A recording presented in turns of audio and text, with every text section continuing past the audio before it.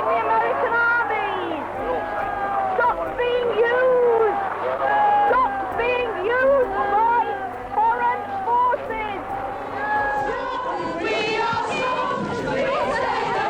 We say no to the bomb. To the bomb. We are women. We are women. We are strong. We are strong. We say no. We say no to the bomb. To the bomb.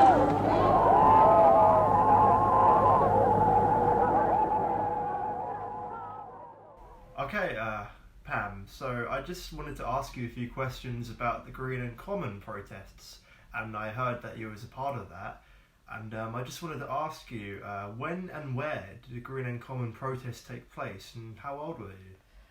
Well, the Greenham Commons peace camp, which was all part of the protest, started in September 1981, where a group of women from Wales and children marched over a couple of 100 miles to Greenham to set up a peace camp in response to not wanting nuclear weapons on our land and not wanting cruise missiles, which were going to be placed at the Air Force base in Berkshire, which was known as Greenham Common. So I joined the protest soon afterwards, but a lot of the women lived there. They set up home there, and I just used to go on a regular basis with a group of friends and like-minded people to protest against the nuclear weapons. How did you find out about the protests? Oh, right, that was it. Well, I belonged to a local, because there's no mobile phones or anything like that, but I belonged to the local campaign for nuclear disarmament, which was a nationwide organisation. And so we used to hear through them what was being coordinated, and they would be in touch with the women at Greenham, and they'd say, well, this is what we want to do next. So, for instance, it was a Mothering Sunday, and we went down to Greenham, and we put photographs and posters of our family, of our children, on the fence, and then we all linked hands, and there was 30,000 women all linking hands. Very powerful. Mothers, yeah, and it was, and I feel quite emotional about it, talking about it, because it was just incredible.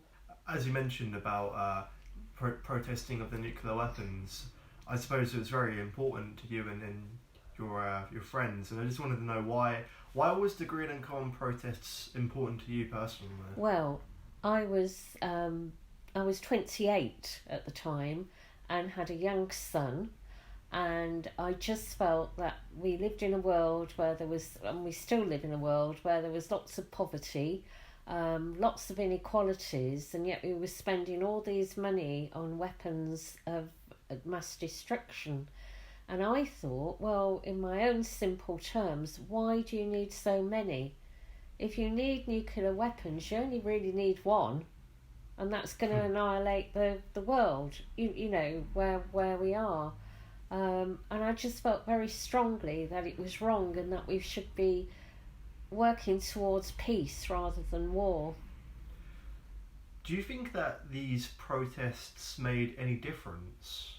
I think they made a huge difference, and when they agreed to take away the cruise missiles at Greenham, Mikhail Gorbachev said that he'd been influenced by the women's protest at Greenham.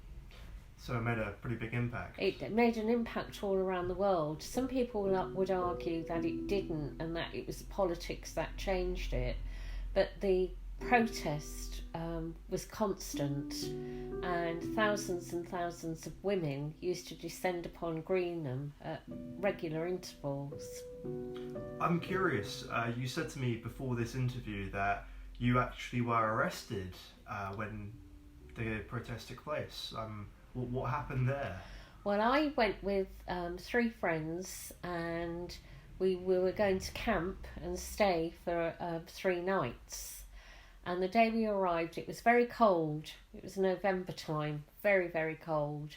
And there was a lot of military activity at the time, and it was almost like a scene from a James Bond film, where there was low flying helicopters inside the air base, lots of cars, lots of soldiers guarding the perimeter. Did it feel very sort of surreal? Very surreal, very, very surreal. It was almost like you were living in a film, but it was actually happening. And the very next morning, we sat down and protested, because they had all these different entrance gates around the perimeter fence, and all the women were sat round the perimeter fence and gates. And what happened to me was that because the women used to use song in protests, there was lots of protest songs, and we were sat singing "You Can't Kill the Spirit" and "Take the Toys from the Boys." And then I remember looking ahead, and there was a whole raft of policemen and police horses and police dogs, and they all started marching down on us. And I was absolutely terrified, but I didn't move and carried on singing. And then this policeman came along with his megaphone and said, "If you don't move, you're all going to be arrested." So we didn't move, we carried on with our protest, and we then got dragged off. Each and every one of us dragged off into a police van, off to Newbury Police Station, and we were charged with obstructing the public highway. And I was thrown in a cell, which was very, very frightening. And I was left in a cell on my own, which was even more frightening. And it was but I just felt so strongly about it. And then I had to go back to go to the magistrates' court. But the police were really brutal. They were very violent, and the women were non-violent. The paratroop regiment, who were there guarding the perimeter fence at the time, were very brutal and very violent, and started throwing bricks over the perimeter fence as women, calling us whores, bitches, dykes. Just really awful. When we went to court, we went back to see some of the women at the base, and they said that the paratroop regiment had now finished their service at Greenham, and the Irish Guards had taken over. And lo and behold, all this stuff was coming over the fence, but what they discovered was it was bars of chocolate and sandwiches and drinks for the women, and they were so different to the brutal paratroop regiment that they were really supporting the women. Do you feel that the police response today with protesting is still as violent? Or? I think it's absolutely appalling, and I think the police create a lot of the violence because they are, from my experience, and we were women, young women, old women, just a group of women protesting against something we felt very strongly about, and they were absolutely brutal. And it was almost like they changed overnight, because we were talking to the police the night before and they were all friendly, and then all of a sudden they were ordered to go in. And you see it now with that young woman, Sarah Everard. The police were so brutal to those protesters, and I think it's something as a society we have to look at. What do you think about sort of this current generation, especially the younger generation, and how they're so active with politics and current world issues, and how this generation doesn't have a no? They normally say that, well, we're not having this, and they're very supportive of protesting, and those protests are very frequent on many issues. What do you think about young people today who protest frequently? I personally think it's marvellous that young people are so, and again that is thanks, I think, to our education system, that young people are far more educated and are able to think a lot more. And I think it's just great that they are getting involved in politics, and hopefully will make the changes that are needed. A lot of people, I think that there's a worrying side to that because of social media and a lot of what the fake news that is put about, but a lot of the stuff that young people will go and research and realise when they're being fooled and when they're not. And the fact that that was still, documented around the world and for everybody to see, I'm just sort of curious about protesting and how can protesting be done right and not lead to violence. And would you say that in the beginning it was peaceful, but then it became sort of violent with the police? No, I don't think it was always peaceful on the women's part, because it was a peace camp that they set up. But the police and the authorities, I think, were so worried about this group of women that they resorted to all sorts of horrible, violent actions. And I think today, again, it's that the authorities don't like protests. So whatever you do, but I think if you're in a protest group, what you have to do is to say, right, we are peaceful protesters. We believe in non-direct violence, no violence at all. And it's a bit like when Gandhi protested in India.